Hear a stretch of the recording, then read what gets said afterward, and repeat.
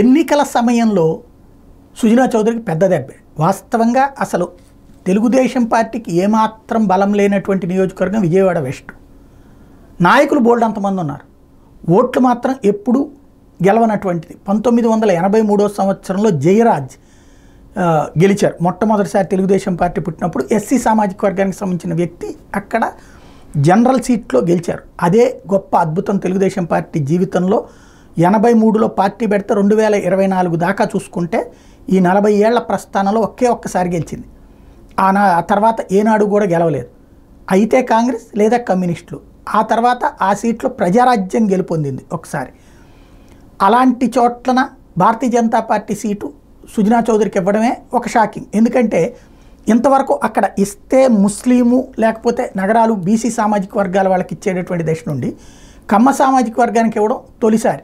వాస్తవంగా విజయవాడ 1 టౌన్లో వ్యాపారులు ఎక్కువగా ఉంటారు. మార్వాడీలు, వైశ్యాసు, ఈ వ్యాపారులు ఎక్కువ ఉంటారు. వాళ్ళకి కమ్మ సామాజిక వర్గం అంటే భయం. ఎందుకు అయ్యా అంటే 2 టౌన్లో కమ్మ సామాజిక వర్గం డామినేషన్ ఎక్కువ ఉంటుంది. 2 టౌన్ వ్యాపారాలన్నీ కూడా పెద్ద పెద్ద షోరూములు కానీ అవన్నీ వాళ్ళ ఆధ్వర్యంలో ఉంటాయి. ఈ 1 టౌన్లో ఉన్నటువంటి వ్యాపారుల్ని అక్కడ వ్యాపారాలకి వాళ్ళు ఎంటర్టైన్ చేయరు, తొక్కి పడేస్తారు. వీళ్ళు అక్కడ వ్యాపారం పెట్టడానికి దిగితే వాళ్ళు కూడబలుక్కుని పక్కన ఉన్న షాపులన్నీ కలిసి ఇది దెబ్బతీసేటందుకు జాగ్రత్తగా అన్ని రకాలు సామధాన భేద దండోపాయాలు ఉపయోగించి దెబ్బ కొడుతూ ఉంటారు. దీంతో వీళ్ళు 1 టౌన్కే పరిమితం అయ్యారు. అవసరమైతే హైదరాబాద్లో వ్యాపారాలు పెట్టుకున్నారు కానీ 2 టౌన్లో వీళ్ళ వల్ల కాలేదు. అందుకని ఇంకొకటి, ఇదివరకు జరిగిన పంచాయతీలు ఏదైతే ఇక్కడ వ్యాపారస్తులంటే ఓ పక్క షాపులో నుంచి ఓ 10 లక్షల రూపాయలు అప్పు తీసుకుంటాడు, 2వ రోజున 3వ రోజులు ఇచ్చుకుంటాడు, ఓ రోజు 10,000 తీసుకోవచ్చు, రోజు 10 లక్షలు తీసుకోవచ్చు.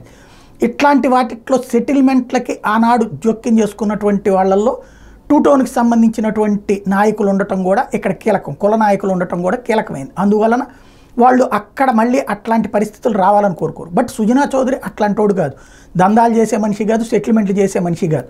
కానీ ఆ సామాజిక వర్గం కారణంగా వీళ్ళకి భయం ఉంది. అదే ఒక ఇది అనుకుంటే అక్కడ బీజేపీకి నామమాత్రపు ఉనుకున్నటువంటి చోట్లన సీట్ ఇవ్వడం. అయితే అదృష్టం ఏంటంటే ఆయన్నే తెలుగుదేశం నాయకుడిగా భావిస్తారు కాబట్టి బుద్ధా వెంకన్న, నాగుల్ మీరా, బేగు ఇట్లాంటి జలీల్ ఖాన్ ఇట్లాంటి వాళ్ళందరూ వీళ్ళ వైపుకే సపోర్టింగ్గా ఈయన వెనకాలే ఉంటున్నారు. తద్వారా అది కంట్రోల్ చేసుకోగలిగారు. ఈ టైంలో అర్జెంటుగా ఆయనకి దివాళా వ్యవహారంలో ఆయన ఆస్తులని స్వాధీనం చేసుకుని అది పనిచేసి ఎవరి దగ్గరైతే ఈయన గ్యారంటీ ఇచ్చారు ఒక సంస్థకి, ఆ గ్యారంటీ ఇచ్చిన సంస్థ మునిగిపోయింది. వాళ్ళ లాస్ని ఈయన వ్యాపారం నుంచి భర్తీ చేయాలన్నటువంటి ఆదేశాలు వచ్చినాయో అది ఈ టైంలో సుజనాకు షాక్. లీగల్గా అయితే ఇప్పుడు మళ్ళీ దాని మీద హైకోర్టుకి వెళ్తారు, అవసరమైతే సుప్రీంకోర్టు దాకా వెళ్తారు, మరి కొన్ని రోజులు వాయిదా వేపిస్తారు. కానీ ఈలోపుగా ఈ టైంలో ఇదంతా కూడా దివాళా తీసాడు, బ్యాంకులకి మోసం చేశారు లాంటి పేర్లని ఇప్పటికే ప్రచారం జరుగుతున్నటువంటి సందర్భంలో ఇది మరొక దెబ్బ అవుతోంది సుజనా చౌదరికి.